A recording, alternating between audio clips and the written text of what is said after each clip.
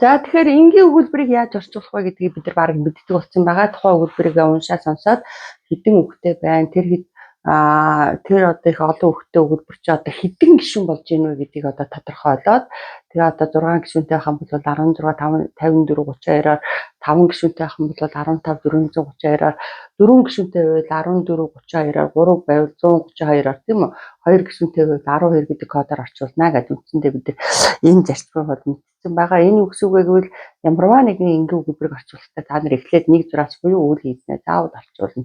Тэгээ нүд ам дундуура өсчээл дундаасаа буцчихгүй гэх юм бол тэгэл үхээ. Эзээч одоо сайн орчуулж чадахгүй. Нэг зураасаа орчууллаа дунтлыг уншихгүй байсан ч л хамаахгүй. Хамгийн төгсгөлийн гишүүн дээр очино. 6 гишүүнтэй бол 6 дээрээ 5 бол 5 дээрээ очино. 4 бол 4 дээр очиод тэгээд ухраад явчихна. Өгслөө тийм үү. Тэгээд хамгийн сүүлд 2 зураас буюу 2 дугаар гишүүнээ орчуулаад тархийг зүг бадаа тавьсан байхад ямар ч одоо Монгол өгүүлбэрийн одоо дараалал дүүцчихдэг юм онцлогтой. Харин нийгмийн өгүүлбэрийг яаж орчуулах вэ гэдгийг одоо бүгдээрээ суралцахын тулд яах вэ гэвэл нийгмийн өгүүлбэрийг дотор нь хараад шууд энэ энгийн нийгмийн өгүүлбэр байна. Энэ хавсарсан нийгмийн өгүүлбэр байна. Энэ бол угсарсан нийгмийн өгүүлбэр байна гэдээ маш сайн таньдаг байх хэрэгтэй. Өөрөөр хэлбэл одоо нийгмийн өгүүлбэр гэдгийг монгол хэлнийхээ одоо мэдлэгээ дээр суурилж байгаа та нар сайхан анзаараад үзээрэй. Англи хэлэнд бол ерөнхийдөө надаас бусад одоо ном бичдэг одоо эрдэмтэд хэл шинжлэлийн хүмүүс бол 3 байгаад байдгийн. Би бол одоо 4 байдгийн.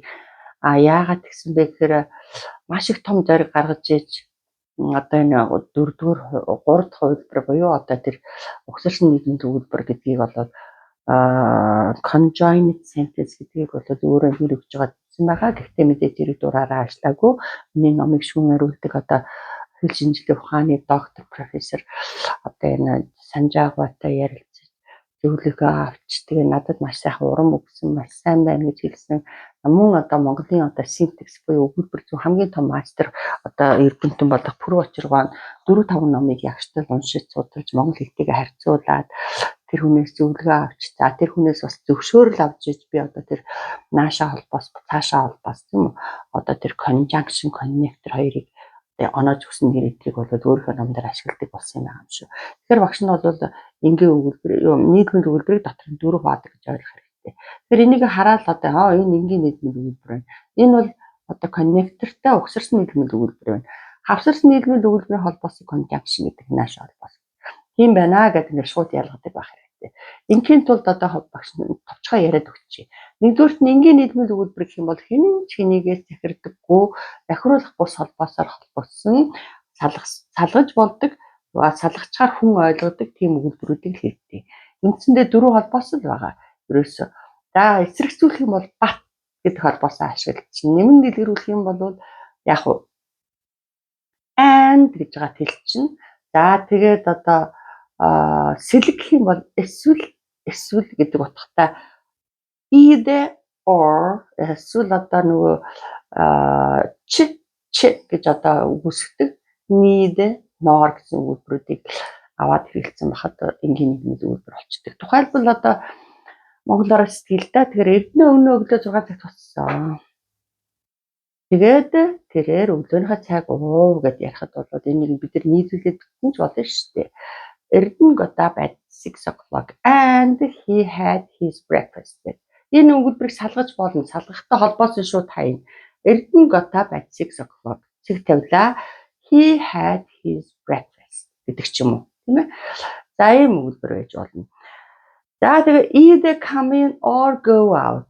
Тийм үү? Don't stand the гэх юм бол эсвэл or эсвэл гар. Мөн захин тушааж байгаа өгүүлбэр шүү дээ. Тэгээ наанаа зогсоод байдаг. Гэтэл neither come in nor go out. Тийм үү? Битгий гар. Stand the бол наанаа тэгээ зогсож гэсэн өгүүлбэр л болчихсон шүү дээ. Ийм үгтэй байдаг. За ийм өгүүлбэр бол 4 янз байдаг байна шүү дээ. Англи хэлэнд. Гэтэл хавсарсан нийгмийн өгүүлбэр гэдэг маань болохоор англи хэлэнд 80 орчим 80 гаруй байна. Энэ маань бол одоо нэг өгүүлбэрийн нэг гишүүн нь өгүүлбэр тэр 5 гишүүн байдаг шүү дээ. Өгүүлэгдэхүүн, өгүүлхэн, за тэгээ тусгадхүүн, байц тийм үү? Тодтгол гэсэн юм. Subject, predicate, object, attribute, adverb гэсэн 5 гишүүн байдаг. Аль нэг гишүүн нь үг юм уу хэллэгээр биш өгүүлбэрээр илэрхийлэгдсэн байдгийг үндсэндээ бид нар хавсарч нийлмэл өгүүлбэр гэж хэлж байгаа. Ийм өгүүлбэрийг бол бид нар салгаж болдоггүй. Салгацгаар хүн ойлгодгүй цэг тавьж болдоггүй өгүүлбэр гараад ирдэг шүү дээ. Өөрөөр хэлбэл одоо хэрвээ маргааш тасрах юм бол гэчээд бид нар цэг тавьж болохгүй. Хүн намайг ойлгохгүй. Харин хэрвээ маргааш тасрах юм бол би хөдөө явахгүй гэдээ ярихаар хүн ойлгож байгаа. Тэгэхээр эн чинь бусад гишүүдтэйгээ хүч хавсарч ийж гүйц дутаг гаргадаг болохоор нь хавсарч нийлэмд өгүүлбэр гэж байгаа. Ийм өгүүлбэрийг бол одоо холбоосоо сэлгэх замаар одоо 80 гаруй болгож дэлгэрүүлдэг байгаа. Тэгээд ийм өгүүлбэрийг салгаж хийжээч болохгүй. За тэгээд энэ хавсарч нийлэмд өгүүлбэр гэдгийг аль нэг нь гол өгүүлбэр байгаа шүү дээ. Тэрийг бид нар main sentence гэдэг. Гишүүн өгүүлбэрийг болохоор clause гэж хэлдэг. За clause-ийг нь болохоор одоо гол өгүүлбэртэй нь болохоор conjunction буюу нааша холбоосоор холбож өгдөг байгаа. За 3 дугаартан дээр одоо миний нэмж оруулсан гэдэг угсарч нийлэмд өгүүлбэр conjoined sentence гэдэг нь болохоор нэгдүгээрт гол өгүүлбэр гишүүн өгүүлбэр гэж байхгүй. Харин цөм өгүүлбэр co-sentence дагууд өгүүлбэр буюу дагаад ороод ирдэг өгүүлбэр following sentence гэж байгаа.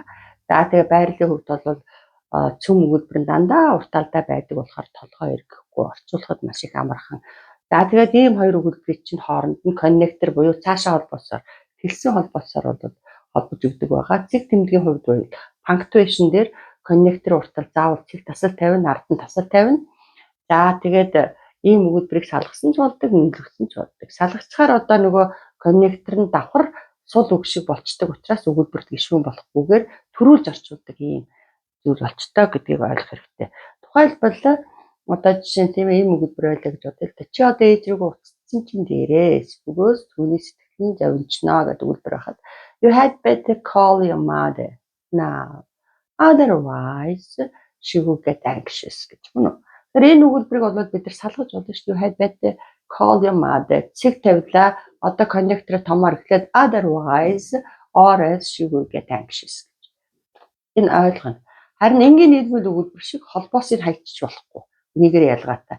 Ийм өгүүлбэр англи хэлд 30 гаруй байгаа. Тэгэхээр одоо үндсэндээ яаж юм 80 дээр одоо 30 гаруйгаа нэмээд тэгээд одоо 4-ийнхаа нэмээд үндсэндээ 120 гаруй одоо ийм нийлмэл өгүүлбэр бол англи хэлд байдаг юм байна гэж үзнэ. Тэгэхээр манай дамжаа бол одоо энэ орчуулах эрдэмт суралцж байгаа болохоос биш дөрмийнх биш учраас одоо тэр дөрмийнхаа дамжаанд ороод одоо тэр дөрмийн маань сайхан судлаад ээж болно.